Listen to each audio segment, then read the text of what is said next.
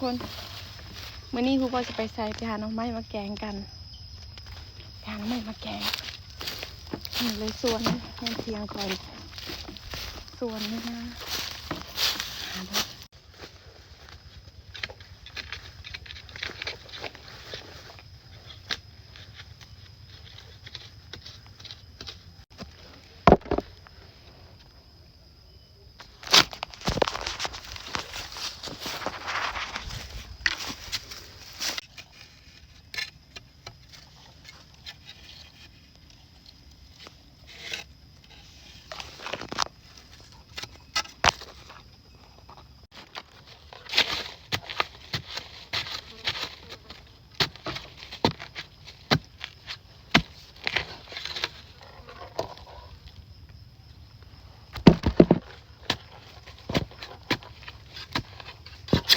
อุ้ยตาย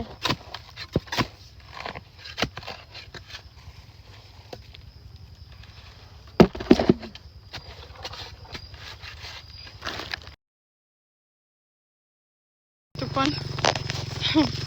ตอนนี้ก็ได้หน่อไม้เสือบัดกระลุดเสือกระลุดพุ่งเลยหาหน่อไม้มาแกงคนจะค่อยได้มาสมสมเมื่อยเอาเมื่อยนี่ที่หนึ่งไปหาอยู่สวนอยู่นะอยู่ดอนนี่เขาปลุกไปหาเฮ็ดบ่ได้เฮ็ดจักดอก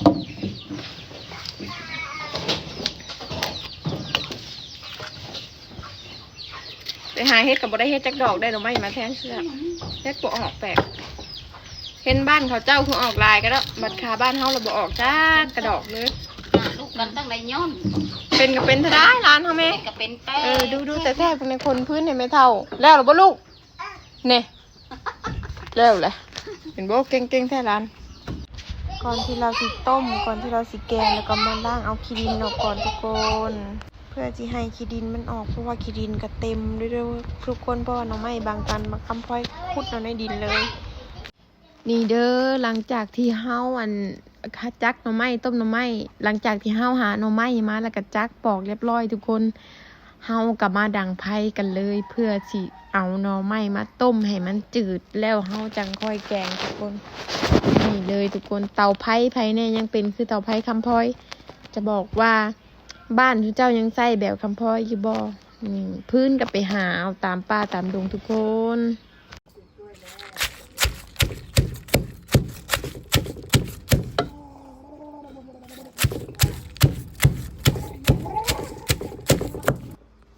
ทุกคน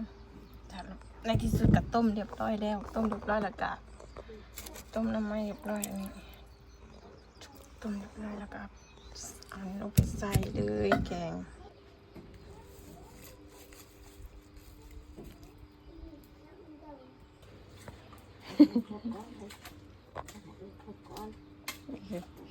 นี่ทุกคนเครื่องมันนี่แม่ครัวดังเดิม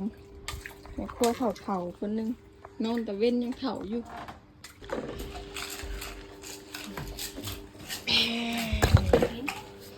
แกงหน่อไม้ฮ้อนๆเลยเอาให้มากินสิป้อนนะกินมาใช่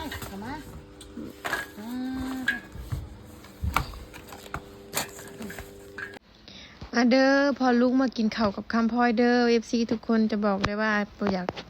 หลังจากที่แกงเตรียมของกับประมาณชั่วโมงนึงพี่น้องจะได้กินนี่กันมาเตรียมพร้อมเสร็จแล้วแกงยังเสร็จแล้วกะมากินแกงหน่อไม้นำกันเลยจะบอกว่าบ่ได้แม่นคำพ้อยแกงเองเด้อทุกคนคอยเป็นคนไปหาแต่ว่าคนแกงนะแม่ของคอยเป็นคนแกงให้เพราะว่าเขาจะบอกให้คอยแกงเขาจะบอกว่ายันคอยแกงบ่แซ่บบางแน่เขาจะเว้านะซึ่งคอยเฮ็ดยังคอยก็ว่าคอยเฮ็ดแซ่บอยู่นะทุกเจ้าถ้าไปได้ชิมชีมือคอยละสิติดใจเลยว่าสั่นแต่ก็บ่อยากมีผู้บ่าวคนใดบ่มากินสีมือของคำพ้อยนะบ่ทุกคนคันใครอยากกินก็เม่นมาเด้อบ๊ายบายเจอกัน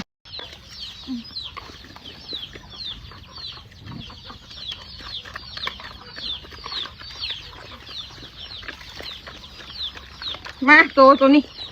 อ่ะใช่ไหมหัวพุ่งมันหน่อยพอด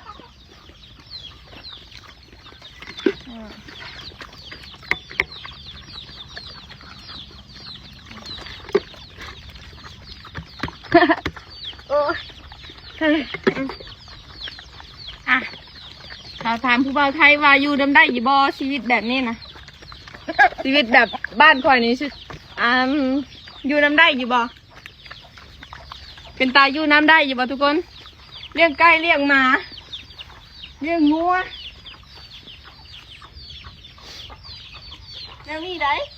ชีวิตประจำวันทุกมือเฮ็ดแบบนี้ทุกมือเลยทางป่าทางสวน